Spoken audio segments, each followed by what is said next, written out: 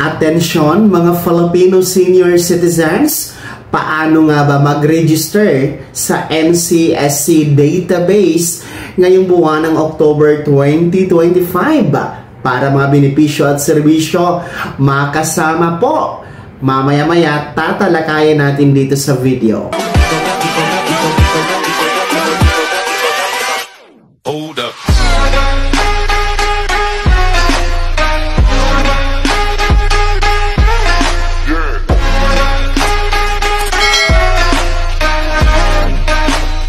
Hello mga ka-vlogs! Welcome dito sa aking YouTube channel. Magandang araw po sa lahat ng mga manonood. Saan po kayong dako sa mundo? Kumusta mga ka-vlogs? Eto ha, mga Filipino senior citizens, paano nga ba mag-register sa National Commission of Senior Citizens or NCSC database para ngayong buwan ng October 2025 para naman makasama kayo sa iba't ibang serbisyo at benepisyo na meron po ang gobyerno para sa mga nakakatanda? Mamaya-maya ituturo ko sa inyo. Pero kung bago ko pa lang dito sa aking YouTube channel o di kaya hindi ka pa nakasubscribe, i-click nyo muna at subscribe button na nasa baba. So eto na nga po, no, makinig mga lolo at lola, lalong-lalo pa sa mga hindi pa rin nakarehistro, hindi pa nakaregister sa NCSC database. So ituturo ko sa inyo kung paano nga ba magrehistro, saan, at ano-ano ang mga benepisyo at serbisyo na nag-aantay sa inyo kung kayo po ay rehistrado sa NCSC database. So para po sa mga hindi pa nakakaalam, no, matagal na po na sinimula ng NCSC ang database registration. No, kung kayo po ay nagtatanong kung kailangan pa ba na magrehistro sa database ng NCSC, kahit na rehistrado naman po kami sa OSCA ng LGU namin, ang kasagutan po, yes, kailangan pa rin pong mag-rehistro sa database ng NCSC kahit kayo ay may record na sa OSCA or DSWD. Dahil po, merong mga katanungan, meron pong mga kailangang ibigay na impormasyon sa NCSC na wala po doon sa record ninyo sa OSCA at DSWD. So, bago tayo magpapatuloy, no, sa mga hindi pa rin po alam kung ano itong NCSC, ito po ay National Commission of Senior Citizens, mga ka-vlogs, na itinatag po, no, noong taon 2019 sa ilalim po ito ng Office of the President. So, ang NCSC po ay inatasan ng ating batas na siyang mamamahala at mangunguna, no, sa lahat ng mga implementasyon ng mga benepisyo at programa na para po sa mga nakakatanda. Dahil noon po kasi, hanggang naman ngayon, meron pa namang mga programa, no, na nasa DSWD pa. Si DSWD kasi po yung nangunguna po, no, sa pamamahagi ng mga tulong at benepisyo sa mga nakakatanda. So dahil nga po sa malawak na ang trabaho ng DSWD, ay binuo nga po itong NCSC para siya na po ang mangunguna sa ating mga seniors benefits and programs. Okay, dahil nga po dyan, kailangan po tayong magrehistro sa database. Inilunsad po ito, mga ka-vlogs, no? At sa katunayan nga po, sa kasalukuyan, nasa 8,750,000 mahigit na po ang nakarehistro na senior citizen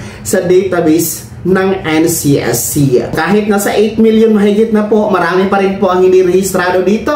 Dahil ayon po sa NCSC, nasa tinatayang or inaasahang 12 million na mga senior citizens ang bilang, no, populasyon sa Pilipinas. Kaya nasa mahigit 2 milyon pa ang hindi pa nakarehistro dito, mga ka-vlogs. So paano nga ba mag-register ngayong October 2025? Ang una nyo pong gawin, dapat may cellphone kasi online lamang ito. Okay? Una po ito na proseso. So punta kayo sa Google, no? I-type nyo po sa Google ang website ng NCSC, ang www.ncsc.gov.ph. At pag-click nyo, diretso kayo sa portal or sa website ng NCSC kung saan tatampad po sa inyo ang nasa screen ninyo. scroll down nyo lamang mga lolo at lola at makikita nyo po dyan sa baba ang register at verify. So, hindi pa kayo nakarehistro, i-click nyo lamang po yung register, and then pag-click nyo po yung register here, ay pupunta na po kayo sa pag-fill up ng mga impormasyon na hinihingi sa inyo, no? Kasama na po ang pangalan ninyo, birthday, taga saan kayo bilang ng anak, mga pangalan ng anak, saan kayo pinanganak. So, mga basic informations lamang, no? At saka, sagutan nyo lang po yung mga hinihingi dyan. And make sure na tama po ang spelling, tama po ang spelling ng pangalan ng mga anak, tama po ang tirahan, ang birthday, no? Para hindi po tayo magka-problema kung sakali pong mag-claim tayo ng benepisyo, no? Dahil may mali doon sa pag-register ninyo. So, i-check nyo maigi ang spelling, kung tama ba, baka nagkabaliktad po, no? And then, after nyo po ma-fill upan yung hinihingi mga impormasyon, ay magkakaroon po tayo ng RRN or Registration Reference Number. Pwede nyo po yung screenshot o isulat po sa notebook para hindi po makalimutan. Pero huwag kayong mag-alala kahit nawala na o hindi nyo na natandaan ang inyong RRN or Registration Reference Number. Wala naman pong problema, no? Hindi naman po yan problema. Hindi pa rin mawawala inyong registration. Andiyan pa rin yan, no? Mabiverify pa rin natin yan, mga ka-vlogs. Okay? Hindi ko na lang mapapakita sa inyo step by step kasi nga po hindi ako makaproceed kasi hindi naman po ako senior citizen, no? And then sensitive kasi ang mga information na kailangan natin dyan i-fill up, kaya confidential po, bawal po ipakita dito sa social media, mga ka-vlogs, okay? And then, para po sa mga hindi marunong mag-online registration, pwede naman po kayong tumungo sa pinakamalapit na OSCA office na andyan sa inyong lugar. Bawat LGU, meron yung OSCA office, no, na nasa munisipyo ninyo. Puntahan nyo po doon kasi mag-a-assist po yan sila. Pwede kayo magpatulong na magparehistro sa database ng NCSC. O di kayo naman po bumisita sa mga satellite office ng NCSC na andyan po sa inyong probinsya, no? And then, may option din po tayo kung hindi talaga kayo makapunta sa OSCA office to register at hindi kayo marunong gumamit ng cellphone or malabo na ang mata, hindi na kaya na mag-register online.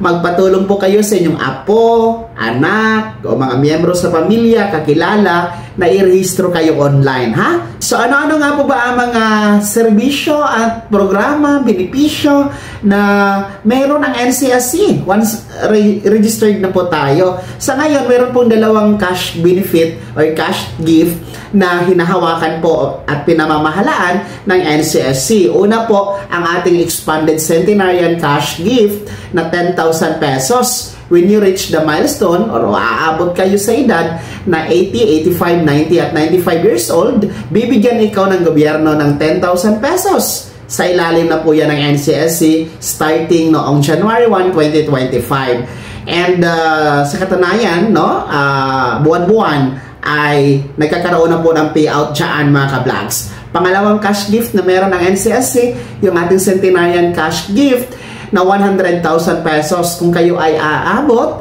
sa 100 years old. Under po yan ng Centenarian Act of 2016, mga ka-vlogs, no? Na 100,000 pesos. So, si NCSC na po ang namamahala dyan. Maliban pa dyan, meron tayong Senior Citizen Community Care Center na siyang mag-a-assist sa inyo sa holistic na pamamaraan, no? Para sa inyong mga pangangailangan. And yung ating social pension, nasa DSWD pa po yan, ha? Hindi pa yan nailipat sa NCSC. Yung ating universal social pension na 1,000 pesos monthly para sa lahat ng mga senior citizen, no? Isa po ang NCSC sa tumutulak niyan at nagfa-follow up, no, sa Senado, no? And siguro kung magiging batas yan at lulusot sa Senado, si NCSC na din po ang mamamahala dyan. At iba pa mga benepisyo at programa ng ka-vlogs, alam nyo naman, prioridad ng ating pamahalaan kayo mga senior citizen, dahil isa kayo sa dahilan po, no, kung bakit po tayo nandito sa salukuyan, dahil po sa parte kayo ng nation building, kumbaga mga ka-vlogs. Ayan po ang pinaka-latest update ha kung paano nga ba magrehistro ng inyong impormasyon sa database ng NCSC ngayong October 2025. Sana'y nasundan nyo mga ka-vlogs. Kaya naman, mga senior citizen, sino sa inyo dito ang tapos na nagrehistro sa database ng NCSC? Pangalawa, sino sa inyo dito ang hindi pa rin nakarehistro?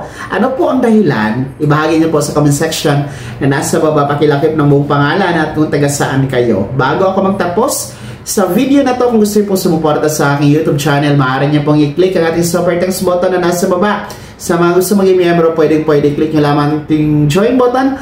Maraming perks dyan mga ka-vlogs. Be my member now. Sana naging gabay ang video na to kahit paano na pag-uusapan natin ang mga mahahalaga bagay na may kinalaman sa ayuda programa at benepisyo ng mga senior citizen. Kung hindi ka pa nakasubscribe dito sa aking YouTube channel, maaari nyo na i-click ang ating subscribe button na nasa baba. Huwag kalimutan na pindutin ang ating notification bell. Ilagay nyo po sa all para naman updated ka sa lahat ng mga videos na i-upload ko. Maaari nyo ding i-like ang video na to at kung meron ka pa mga katanungan, maaari nyo i-komento sa comment section na nasa baba. Paki-follow na din po ang aking official Facebook page na nasa screen nyo. Muli po ako si Daniel Timpawa na nagsasabing dito sa aking YouTube channel, pawang katotohanan at lahat totoo lamang.